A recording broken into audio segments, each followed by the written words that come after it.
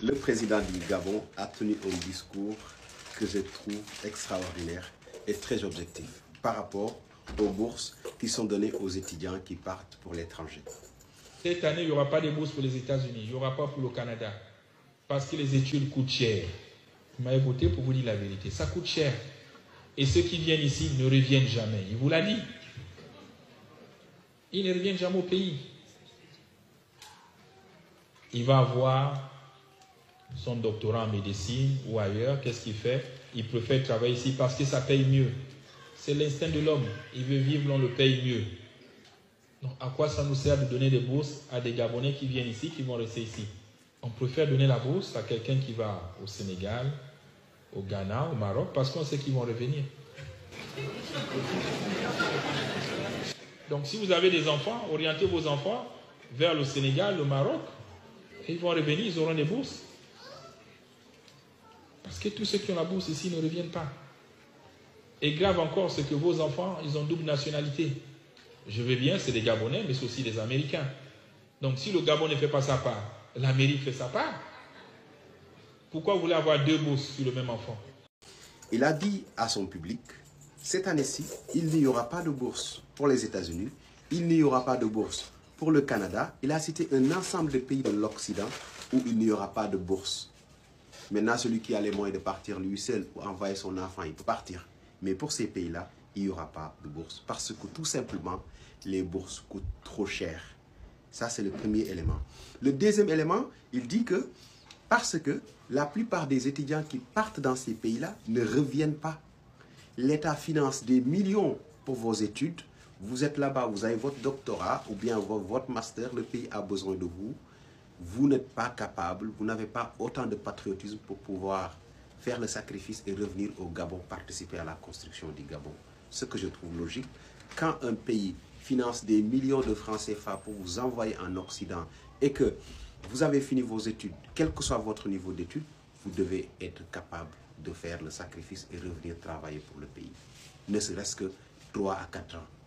Mais 99% des étudiants africains qui ont des bourses de l'État ne reviennent jamais, ils continuent à produire pour leur pays d'accueil alors que c'est leur pays de départ qui a financé toutes les études depuis le début. Il dit que si vous voulez des bourses pour des pays comme le Sénégal, comme le Nigeria, le Ghana ou le Maroc, il y en aura. Parce qu'on est sûr que ces gens qui partent dans ces pays-là, ils vont revenir pour participer à la construction du Gabon. Ce que je trouve aussi très logique. Parce qu'en réalité, il est très rare, ou même, je ne peux pas parler de rareté, mais c'est presque le même niveau de développement. Si vous êtes Gabonais et que vous êtes au Sénégal, pour la plupart du temps, les mêmes difficultés que vous avez au Sénégal, c'est les mêmes difficultés que vous avez. Donc, mieux vaut vivre des difficultés auprès de votre famille au Gabon que de rester au Sénégal à se débrouiller. Ce qui fait que souvent, les étudiants gabonais installés à Dakar ou au Ghana, ou au Nigeria ou au Maroc, après leurs études, une bonne partie retourne au Gabon participer à la construction du pays. Ce que je trouve normal et logique par rapport au discours du président, Oligui Nguema.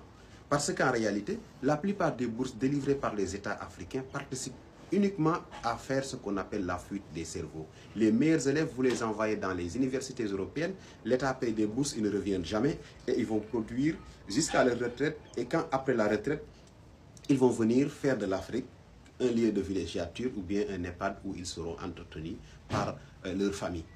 Alors qu'il y a quelques années, l'État avait financé des millions d'euros, des centaines de milliers d'euros pour un ensemble de bourses délivrées à des jeunes qui ne reviendront jamais ou bien qui ne sont jamais revenus.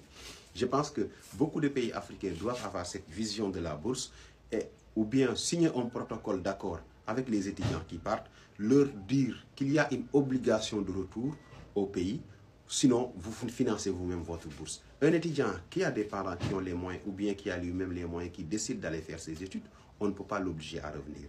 Mais si l'État paye ta bourse et t'amène au niveau d'une université au Canada, aux États-Unis, en France, en Belgique ou en Angleterre, très sincèrement, vous devez avoir le patriotisme d'aller rendre service à ce pays-là et de travailler ne serait-ce que quelques années de votre vie dans ce pays-là, ne serait-ce que pour compenser cette somme que l'argent du contribuable que l'État a dépensé pour ta formation, pour ton séjour, pour tes vêtements et pour tout. C'est une question de patriotisme, c'est une question de logique. Oligui Nguema, souvent je ne suis pas d'accord avec vous dans vos discours, mais cette fois-ci, ce discours-là, je suis entièrement d'accord parce que les bourses participent tout simplement à accélérer la fuite des cerveaux. C'est une manière très simple pour l'Occident de filtrer, de nous prendre nos meilleurs intellectuels et de laisser des gens comme moi qui ne sont que des débrouillards avec des moyennes de 9 et des moyennes de 10 au pays. Et avec ça, on ne pourra jamais avancer parce qu'on va aller contribuer pour former un scientifique et le scientifique, une fois formé, il va mettre sa connaissance, sa compétence au service de notre pays, ce qui ne participe absolument pas au développement de notre pays.